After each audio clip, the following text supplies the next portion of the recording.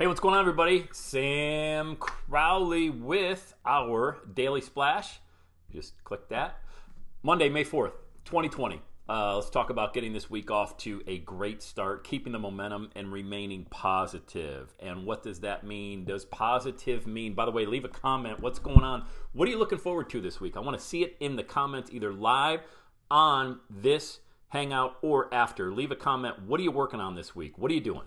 All right, what are you doing in your business, in your brand, in your life? What are you doing to create momentum?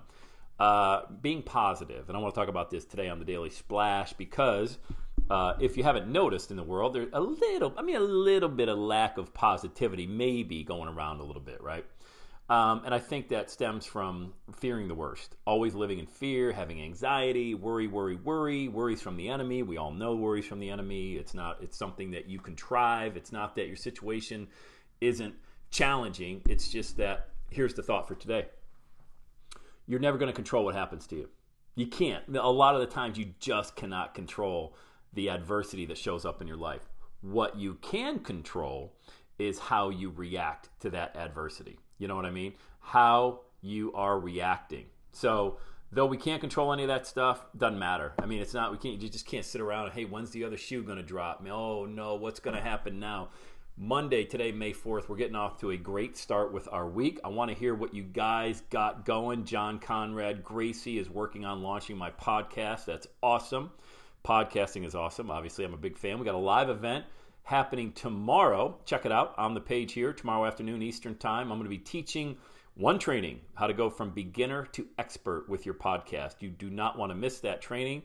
It's right here inside of our Facebook group. Just be inside the group at 4 o'clock. You'll get the notification that I'm live, we're live, and I'm going to share my screen. We're going to talk about the art of podcasting, everything that has to go into that, from getting a great message, naming your show, cover art for your show, recording equipment, all that good stuff.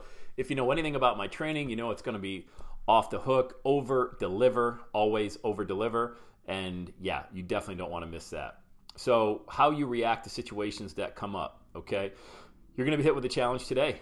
You know, and I shared this message on my podcast. I want to share this with you as well. My buddy Ken, those of you that know, I'm in a small group. We get together every Tuesday since the coronavirus. We haven't been able to. It's a bunch of 70 and 80-year-old men and women and me, okay? And they invited me. Ken, my buddy Ken, who's 86 years old, invited me, okay? And, yeah, the time's in the chat. I think it's 4 o'clock, Judy. Ken invited me 3 years ago, January of 2017, to join the small group. And you really got to pay attention to this story, because anybody who feels like, oh man, why me, or woe is me, or why is this happening to me, or how do I get through this challenge, you got to listen to this story. Then we're going to send you on your way to making an amazing Monday and start your week the right way. All right, because you need to know how positivity works. Ken's 86 years old. 3 years ago, he invited me to small group. I'm like, I don't want to go. I've been in small groups with Christians before, and it just didn't work out, and blah, blah, blah. So he's like, oh, okay, well, you know, so he stayed at it. Long story short, I joined the small group. And of all books we were studying Jonah, the book of Jonah. I'm like, oh, great. Now I got to learn about some guy that spent time in the belly of a whale, for crying out loud. Oh, boy. So I went kicking and screaming to that. The book of Jonah still resonates with me. Amazing book in the Bible. Okay, whether you're a Christian or not, this isn't a Christian group. You know who I am. You know I believe the Holy Spirit lives inside of me. That's why I'm not walking around with a bunch of fear, worry, and anxiety, because I've got Jesus Christ inside of me. If that bothers you, sorry, you can leave the group. All right. If you don't need to be a Christian to be in the group, but I'll never, ever, ever bow down for my love for Christ. Okay, so the book of Jonah really resonated with me about how he didn't obey God. He didn't listen to God. He was all, thank God he went to Nineveh, and I won't get into the story, but I thought this was just this silly book about a guy who lived in the belly of a whale. That's all I thought the book of Jonah was, because the only thing I remember was at St. Bernard's when I was 8 years old, we drew pictures of the whale and Jonah inside there.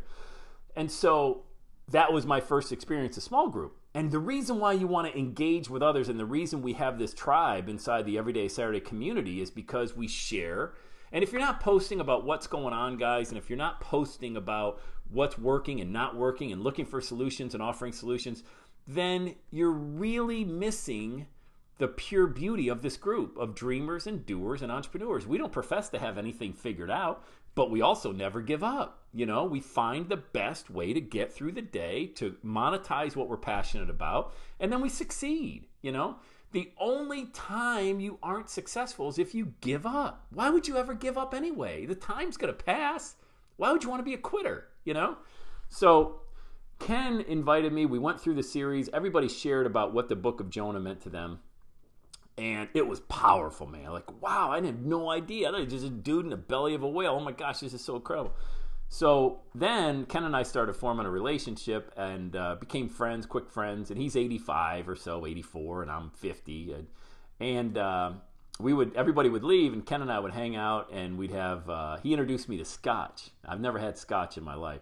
The thing about old people, they have amazing liquor cabinets. I don't know if you're old enough to remember. My mom used to take me. My mom raised 8 kids by herself in Bradford, PA, and she would take me to her friend's house pretty often. And she'd belt back a couple of scotches with their older lady friends. And I thought my mom was like 90 back then. She was probably 48. I thought she was 100. That's what my reference was when I was 8 years old, and now I'm 52 almost. So they would have a couple of drinks and scotch. But one thing I remember is these old ladies would have these carts with the wheels on it, and they would have their ice bucket, and they would have their rocks glasses, and they would have all kinds of whiskey and scotch and all this stuff, and they would pour a drink. I'm like, wow, what a great... I was thinking at 8 years old, that's pretty cool. I wasn't a drinker at 8 years old. Might shock some of you. But Ken, who's 85, has an amazing liquor cabinet. Probably one of the best things about him, okay? Besides this, just so you know, I almost knocked my computer off. Hold on. I'm going crazy here. I'm going absolutely nuts. These stories get me jacked up. Everybody still with me? I about knocked my computer right off the ledge. So we would hang out and we would talk about life. And if you ever want to have a great experience, talk to an 80-year-old about life. Because you know what they never talk about? Hey, how much money you got? Hey, how many sales did you have? And he's an ex-IBM salesman, but we would talk about his days where he would fly out on Pan Am. Anybody remember Pan Am and TWA and those airlines? Well, he'd fly out Monday and fly back Friday. He was working for IBM as a salesman. Just great stories, about, say, we'd sip a scotch or a Merlot or something.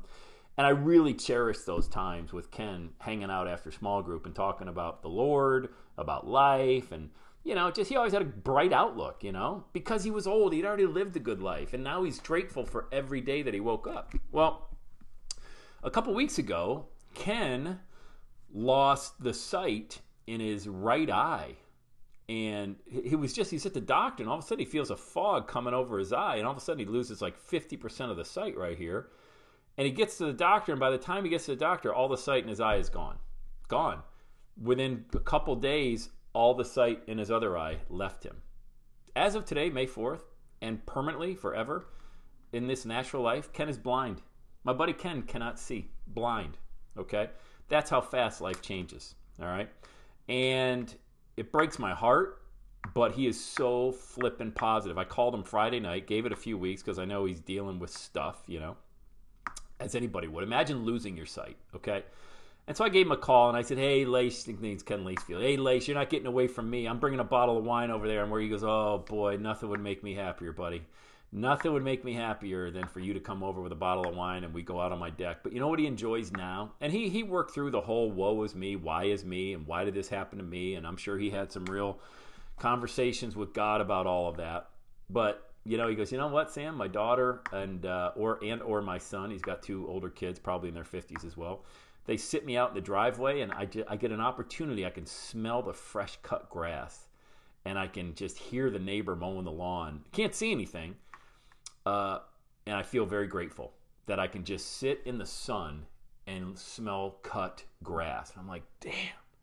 Everything I was complaining about that day, and we all do. We're human beings. It's not like, I get a kick out of, hey, aren't you a motivating guy? Why you?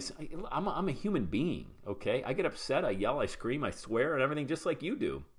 But I don't lose sight of the fact of how lucky I am to have a business and an opportunity to connect with people like yourself. But when I talked to Lace Friday night, we probably talked for about 20 minutes, half hour. I talked to Ken.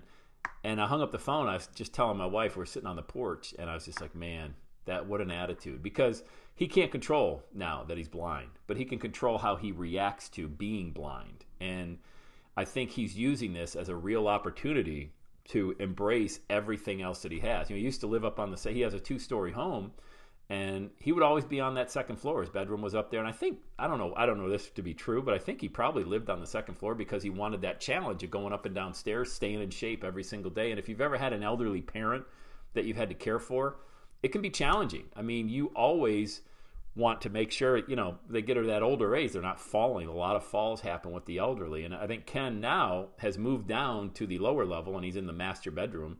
And, his basement stairs has now just been walled off. And he told me, Sam, I got really scared the other day. I ended up lost in my own home by myself. I happened to be there alone for just a minute.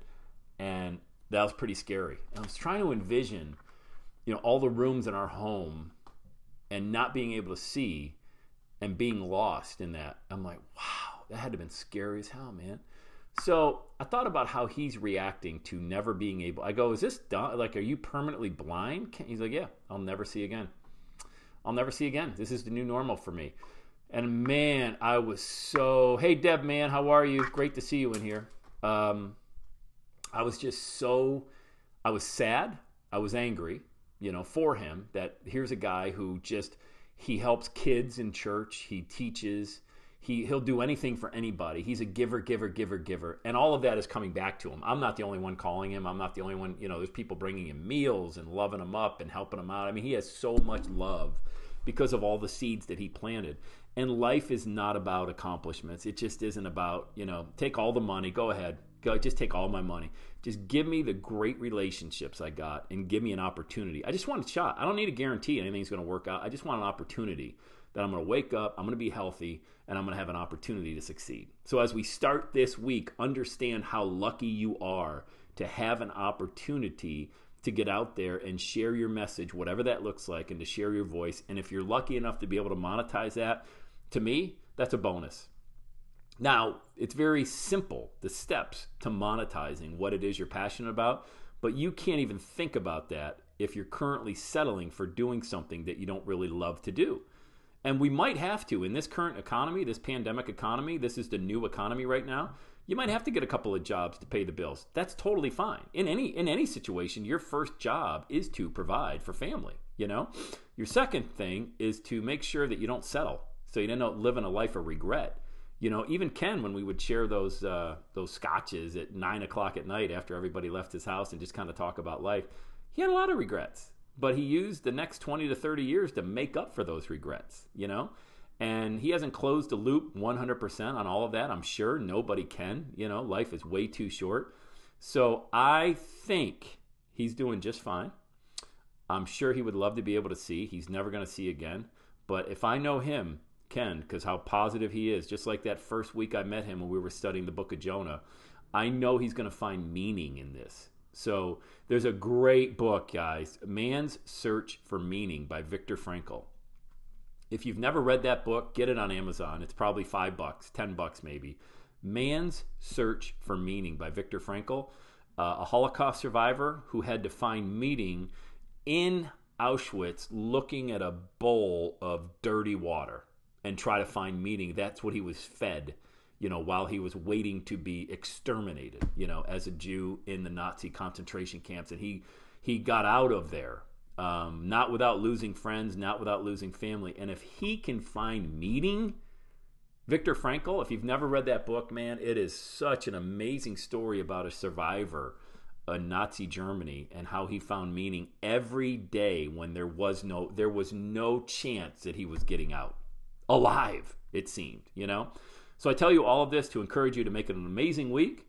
If I can help you at all, you know how to get a hold of me. We got a live event tomorrow inside the group starting at 4 o'clock Eastern. I think it's 4 o'clock. I'm not inside the group right now. I'm doing this from eCamp, so just check the time. It's in the events calendar. And make sure you post inside the group. What are you doing? What are you working on? I know we have a lot of individuals in here. Judy sells real estate. Deb's up in Canada. We've got Angie Celli over on the West Coast. We got John in here right now, and everybody else that watches this on the replay. Post what you're doing. Post right in these comments, in this thread. What are you working on? Just share. You don't need to say, I'm the greatest at this, and oh, look at me. Hey, guys, I'm looking to having an amazing week. Hope you do too. That's easy to do, because once you do that, you create a pattern of doing that throughout the rest of your day and everywhere you're sharing your message. If you can't do it in this group, wish someone an amazing day or share what you're working on or what you're excited about. If you can't do it in this safe environment where everybody's supporting you, you'll never be able to do it out there in the real world. All right. So I encourage you to do it here. You know, if you're currently working on a podcast, that's great. It doesn't need to be live. You don't need to be getting 1 million downloads. You just need to get going. All right.